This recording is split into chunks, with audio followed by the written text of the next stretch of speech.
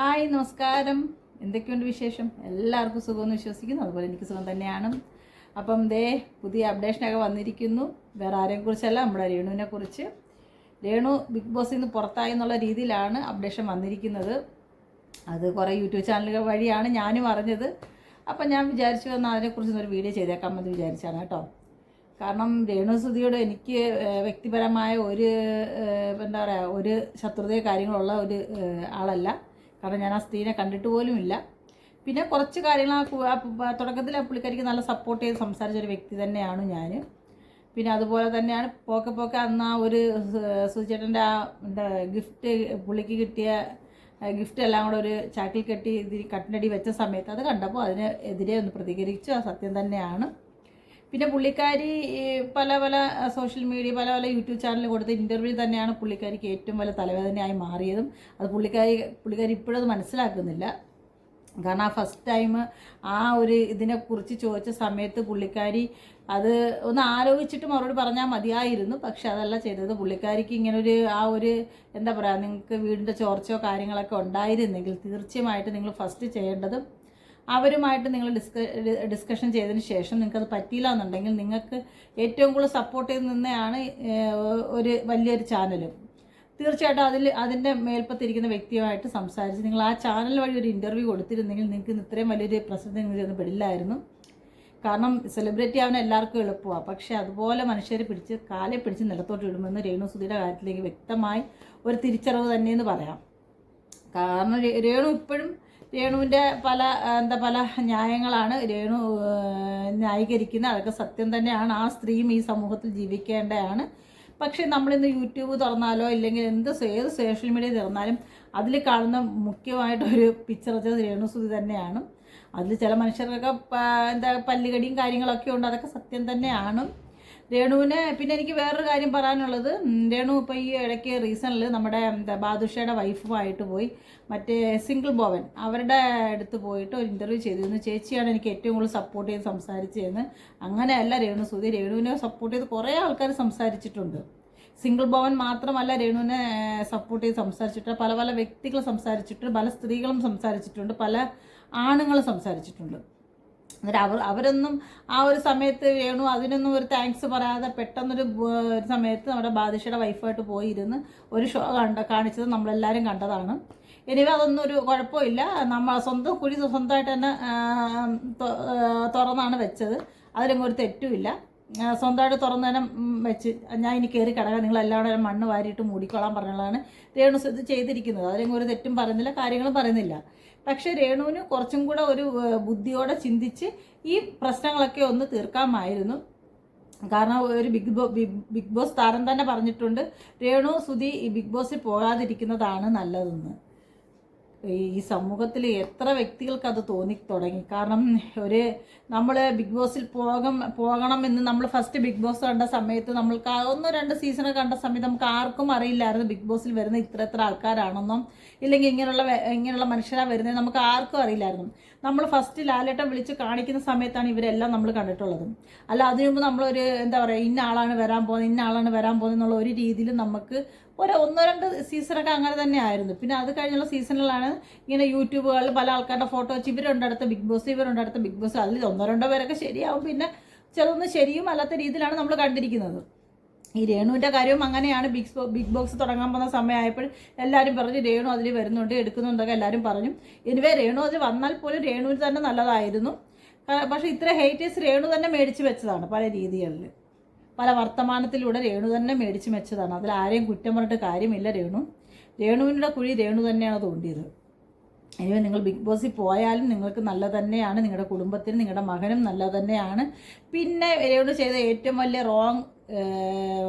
റോങ്ങായിട്ട് സംസാരിച്ചതെന്ന് വെച്ചാൽ ഋതപ്പൻ്റെ കാര്യമാണ്.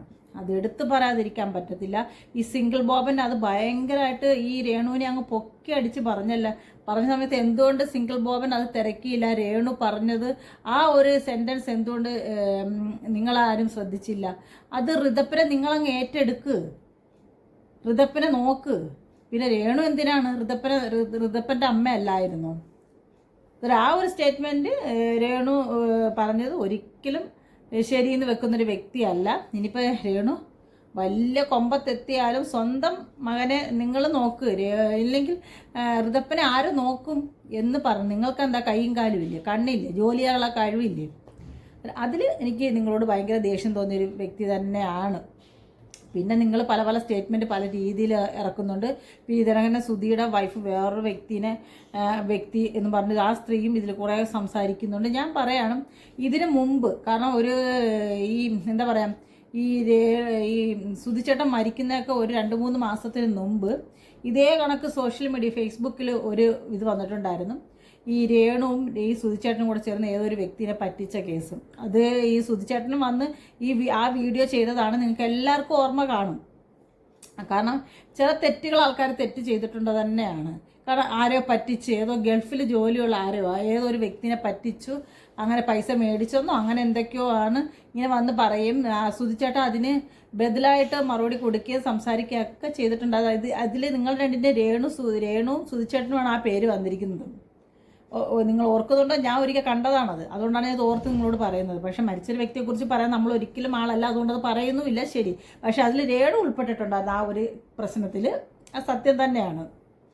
ഇനി അതെല്ലാം ഇരിക്കട്ടെ, നമുക്കെല്ലാം മറക്കാം, എല്ലാം മായ്ച്ചു കളയാം, അതൊക്കെ സത്യം തന്നെയാണ്. ചില കാര്യങ്ങൾ നമ്മൾ ഒരിക്കലും മറക്കാനും പറ്റത്തില്ല, മായ്ക്കാനും പറ്റത്തില്ല. അത് രേണു ഒരിക്കലും അങ്ങനെ പ്രതീക്ഷിക്കുകയോ ചെയ്യരുത്. കുറച്ച് ഇങ്ങനെയൊക്കെ അഭിനയിച്ചെന്ന് വെച്ചിട്ടോ ഇതൊക്കെ മറന്നും ആൾക്കാരങ്ങ് എല്ലാം ഏറ്റെടുക്കും. പക്ഷെ രേണുവിൻ്റെ നാക്ക് വായിക്കാത്ത കിടന്നിരുന്നെങ്കിൽ ഈ പ്രശ്നം ഒന്നും ഉണ്ടാകില്ലായിരുന്നു, ഒരിക്കലും ഉണ്ടാകില്ല. പക്ഷെ രേണു അത് ചെയ്തില്ല. രേണു കാണുന്ന സോഷ്യൽ മീഡിയയിലെ ആൾക്കാർക്ക് പോയി നിന്ന് വായി തോന്നുന്ന മൊത്തം നാക്ക് വായിക്കാത്ത കിടക്കാതെ പുറത്തിട്ടങ്ങ് ബളബളാന്ന് സംസാരിച്ചുകൊണ്ടേയിരുന്നു. അത് തന്നെയാണ് രേണുവിന് പറ്റിയ ഏറ്റവും വലിയ മിസ്. ബിഗ് ബോസിൽ നിന്ന് രേണു പുറത്തായെന്നുള്ള രീതിയിലാണ് പറയുന്നത്. എനിക്ക് തോന്നുന്നു നമ്മൾ എന്താ പറയുക, മറ്റേ ഫിറോസും പിന്നെ ആ പള്ളിയിലച്ചനോട് ചേർന്ന് രേണുവിൻ്റെ പേർക്ക് ഒരു 1 CR കേസാണ് കൊടുത്തിരിക്കുന്നത്. അത് 10 ലക്ഷം കെട്ടിയെന്ന് അങ്ങനെയൊക്കെ ന്യൂസ് ഇങ്ങനെ ചുമ്മാതെ യൂട്യൂബുകാർ അടിച്ചിറക്കുന്നതാണോ എന്ന് എനിക്കറിയില്ല. പക്ഷേ എന്നിരുന്നാലും പറയാണ്, അങ്ങനെയുള്ളൊരു വ്യക്തികളെ ശരിക്കും പറഞ്ഞാൽ നിലവിൽ കേസ് ഇപ്പം സഡൻലി ഈ ബിഗ് ബോക്സിൽ എടുത്തു കഴിഞ്ഞ് പെട്ടെന്നൊരു കേസ് വരുന്ന ഒരിക്കലും ഒരാളെ ആ ബിഗ് ബോക്സിൽ എടുക്കില്ല എന്നുള്ളതാണ് എനിക്ക് അറിവ്. എനിക്കറിയില്ല, കാരണം നമ്മുടെ സ്വഭാവ സർട്ടിഫിക്കറ്റും ക്ലിയറൻസ് എല്ലാം ബിഗ് ബോസിൽ അത് കൊടുക്കണമെന്നാണ് എനിക്ക് തോന്നുന്നത്. കാരണം അത്രയും വലിയൊരു ഷോ അല്ലേ അത്, തീർച്ചയായിട്ടും അങ്ങനെയുള്ള കാര്യങ്ങളൊക്കെ കാണും.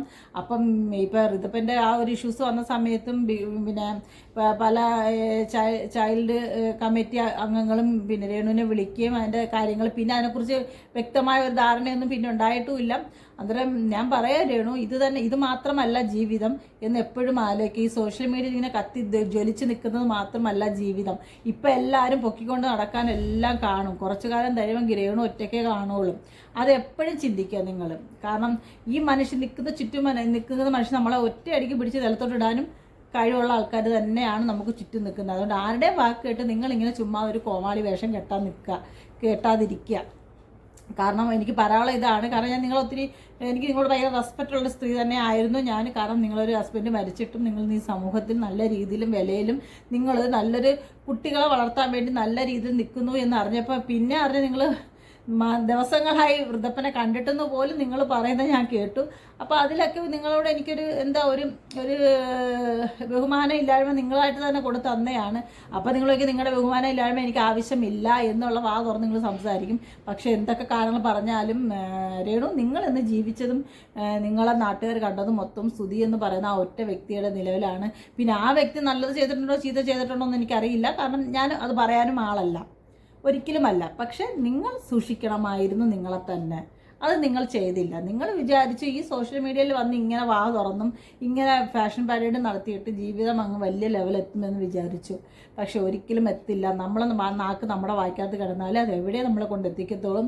വലിയൊരു പ്ലാറ്റ്ഫോം നിങ്ങൾ മുമ്പിൽ തുറന്ന് കിട്ടിയത് അത് അടച്ചെന്ന് പറഞ്ഞപ്പോൾ കേട്ടപ്പോൾ ഒരു വിഷമം തോന്നി. കാരണം നിങ്ങൾക്ക് അവിടെ പോയിരുന്നെങ്കിൽ നിങ്ങൾ ഋതപ്പനെ നോക്കുക. മറ്റേ മൂത്ത കൊച്ചിൻ്റെ കാര്യം ഞാൻ പറയുന്നില്ല, അതിനെ വളർത്താൻ എൻ്റെ അച്ഛൻ്റെ ആൾക്കാരുണ്ട്. പക്ഷേ ഋതപ്പനെ നിങ്ങൾ മാത്രമേ ഉള്ളൂ ഋതപ്പനെ നോക്കാൻ. ഈ ലോകത്ത് വേറെ ആരുമില്ല. കാരണം നിങ്ങളുടെ കയ്യിൽ നിന്ന് നിങ്ങളുടെ മകൻ നഷ്ടപ്പെടാതിരിക്കേണ്ട ഉത്തരവാദിത്ത ബോധം നിങ്ങൾക്കുള്ളതാണ്. ഈ എന്താ സമയത്തിരക്കില്ലാതെ നിങ്ങൾ ഓടുന്ന ഈ ഓട്ട ജീവിതം ഉണ്ടല്ലോ, അത് നിങ്ങളുടെ കൊച്ചിനെ ഒത്തിരി ബാധിക്കും. അവന് കൊടുക്കേണ്ട സ്നേഹവും ലാളനയും പരിഗണനയും എല്ലാം കൊടുത്ത് നിങ്ങൾ അവനോടൊപ്പം നിൽക്കുന്നൊരു സ്ത്രീ ആയിരിക്കണം. പക്ഷെ അന്ന് നിങ്ങൾ പറഞ്ഞു ഞാനിപ്പോൾ വീട്ടിലോട്ട് പോകുന്നതേ ഉള്ളൂ, എനിക്ക് അവിടുത്തെ വിശേഷങ്ങളൊന്നും അറിയില്ല എന്നുള്ള രീതി നിങ്ങൾ സംസാരിച്ചിരുന്നു. അത് വളരെ മോശപ്പെട്ട ഒരു സ്റ്റേറ്റ്മെൻറ്റ് തന്നെ ആയിരുന്നു രേണു. നിങ്ങളോടല്ലാതെ എനിക്ക് വേറെ നിങ്ങളെക്കുറിച്ച് എനിക്ക് യാതൊരു മോശകാര്യങ്ങളും പറയാൻ ഞാൻ ഇതല്ല. പക്ഷെ നിങ്ങൾ ജീവിക്കണം, ഈ സമൂഹത്തിൽ ജീവിക്കേണ്ട സ്ത്രീ തന്നെയാണെന്നാണ് ഞാൻ ഇപ്പോഴും പറയുന്നത്. കാരണം നിങ്ങളുടെ മകന് വേണ്ടിയിട്ട് നിങ്ങൾ ജീവിച്ചേ പറ്റൂ. അല്ലാതെ ഇങ്ങനെ കോമാളി വേഷം കെട്ടി യൂട്യൂബുകാർക്ക് ഇൻ്റർവ്യൂവും കൊടുത്ത് അങ്ങനെ ചെയ്ത് നിങ്ങൾ തിന്നുന്ന വീഡിയോ എടുത്ത് അതും ചെയ്ത് ഇതും ചെയ്ത് ആൾക്കാരുടെ മുമ്പിൽ നിങ്ങൾ ചെന്ന് നിൽക്കുന്ന വെറും ജോക്കറുടെ ഒരു രീതിയിലാണ്. അതെപ്പോഴും മനസ്സിലാക്കുകയാണോ? സീരിയസ്ലി പറയാം, എപ്പോഴും നിങ്ങൾ നിങ്ങളെ സപ്പോർട്ട് ചെയ്യാൻ പല ആൾക്കാരും വരും. നിങ്ങളൊന്ന് ഫേമസ് ആയെന്ന് കണ്ടു കഴിഞ്ഞാൽ പല വ്യക്തികളും നിങ്ങളെ തേടി വരും. അത് ലോകസഹജമാണ്. ഈ 10 നിങ്ങളൊന്ന് ഫേമസ് ആയി, നിങ്ങളെ ഒന്ന് കണ്ടാൽ കൊള്ളാം എന്ന് വിചാരിച്ച് നിങ്ങളെ തേടി 10-100 പേര് വരും. അത് സത്യം തന്നെ. പക്ഷെ അതിനൊക്കെ ആയുസ് ഭയങ്കര കുറവായിരിക്കും രേണു. സീരിയസ്ലി പറയാം, ഭയങ്കര ആയുസ് കുറവാണ്. അതുകൊണ്ട് നിങ്ങൾ അങ്ങനെയുള്ള ഇങ്ങനത്തുള്ള കാര്യങ്ങൾ ചെയ്യാതെ ഒരു ഒരു ഒരു ഒരു സിസ്റ്റം എന്നുള്ള രീതിയിലാണ് നിങ്ങളോടൊപ്പം ഇരുന്ന് ഭയങ്കരമായിട്ട് പറയുന്നുണ്ടായിരുന്നു. അത് ചേച്ചി എന്നെ ഏറ്റവും കൂടുതൽ സപ്പോർട്ട് ചെയ്തത്. ഞാൻ ചോദിച്ചു, നിങ്ങൾ എത്ര പേരെ സപ്പോർട്ട് ചെയ്യാൻ കണ്ടിട്ടുണ്ട്? നിങ്ങൾ ഒത്തിരി പേര് സപ്പോർട്ട് ചെയ്ത് സംസാരിച്ചിട്ടുണ്ട്. നിങ്ങൾ അവരാരെയും നിങ്ങൾ കണ്ടില്ലയോ? ഇപ്പം നിങ്ങൾ സിംഗിൾ ബോബനെ മാത്രമേ നിങ്ങളെ സപ്പോർട്ട് ചെയ്യുന്ന വ്യക്തിയായിട്ട് കണ്ടോളോ? ഉറപ്പിച്ച് ചോദിക്കുക.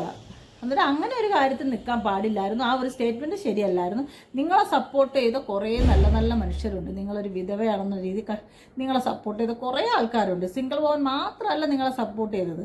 അത് കണ്ടിട്ട് കുറേ ദിവസമായി. പക്ഷെ എനിക്കിപ്പോൾ നിങ്ങളുടെ ഈ ഒരു കേസ് വന്നു എന്ന് അറിഞ്ഞപ്പോൾ എനിക്ക് ഇതിനോട് വീഡിയോ ചെയ്യണം തോന്നിയതുകൊണ്ടാണ് ഞാൻ അത് പറഞ്ഞു. എനിക്ക് സിംഗിൾ ബോബനെ വ്യക്തിപരമായിട്ട് അറിയില്ല. എനിക്ക് ആ സ്ത്രീയോട് ബഹുമാനമുള്ളതാണ്. അത് വേറൊരു രീതി പറയാണ്. ഈവൻ ബാദുഷയുടെ വൈഫിനെ പലയിടത്തും വെച്ച് കണ്ടിട്ടുണ്ട്. ആ സ്ത്രീയോട് എനിക്ക് ബഹുമാനമുള്ളതാണ്. അതിലൊന്നും ഞാൻ ഒരു തെറ്റും പറയുന്നില്ല. പക്ഷേ നമ്മളെ തന്നെ തിരിച്ചറിയേണ്ട ഒരു സമയമായി രേണു. സീരിയസ്ലി പറയാം, നമ്മളെ തന്നെ തിരിച്ചറിയണം. അത് നിങ്ങൾക്ക് ഇപ്പോഴും ഇല്ലാതായിപ്പോയി. അതാണ് നിങ്ങളുടെ ഏറ്റവും വലിയ ഫെയിലർ ലൈഫിൽ. അല്ലാതെ ഈ കുറേ ഷോർട്ട് ഫിലിം അഭിനയിച്ചുകൊണ്ടൊന്നും ജീവിതമൊന്നും ആവില്ല രേണു. നിങ്ങളുടെ മകന് നിങ്ങളൊപ്പം ചേർത്ത് നിർത്തി അവൻ്റെ ഒരു നല്ലൊരു അമ്മയായി ജീവിക്കാൻ ശ്രമിക്കൂ രേണു. നിങ്ങൾക്ക് ഈ ഒരു ബിഗ് ബോസ് എന്ന് പറഞ്ഞൊരു പ്ലാറ്റ്ഫോം നഷ്ടപ്പെട്ടിട്ടുണ്ടെങ്കിൽ അതിൻ്റെ തെറ്റുകാരി നിങ്ങൾ തന്നെയാണ്, ഈ സമൂഹമല്ല, ഒരിക്കലുമല്ല. നിങ്ങൾക്ക് ഒത്തിരി റിയാക്ഷൻ വീട് നിങ്ങളെ പല ആൾക്കാരും ചെയ്തിട്ടുണ്ട്, പല രീതിയിലും പല വ്യക്തികളും ചെയ്തിട്ടുണ്ട്. പക്ഷെ അതുപോലൊന്നും അല്ല ഞാൻ നിങ്ങളോട് സംസാരിച്ചത്. എനിക്ക് നിങ്ങളുടെ ഒരു സ്നേഹം തോന്നിയതുകൊണ്ട് മാത്രമാണ് ഇത്രയും വന്ന് പറഞ്ഞത്. എനിവേ, എവിടെ ഇരുന്നാലും നിങ്ങൾ സന്തോഷത്തോടെ സമാധാനം ജീവിക്കണം ആഗ്രഹിക്കുന്ന ഒരു വ്യക്തി തന്നെയാണ് ഞാൻ. എനിക്ക് ചുറ്റുമുള്ളവർ എപ്പോഴും അങ്ങനെ ഇരിക്കണമെന്ന് ആഗ്രഹിക്കുന്ന സ്ത്രീയാണ് ഞാൻ. അപ്പോൾ എനിക്കിന്ന് രേണുവിനോട് പറയാനുള്ള ഇതായിരുന്നു. അപ്പോൾ എൻ്റെ എല്ലാ ഫ്രണ്ട്സും സുഖമെന്ന് വിശ്വസിക്കുന്നു, സന്തോഷത്തോടെ സമാധാനത്തോടെ ഇരിക്കുമെന്ന് വിശ്വസിക്കുന്നു. അപ്പം വേറൊരു വീഡിയോ ആയിട്ട് ഉടനെ തന്നെ വരാം. Okay, bye bye, Tata.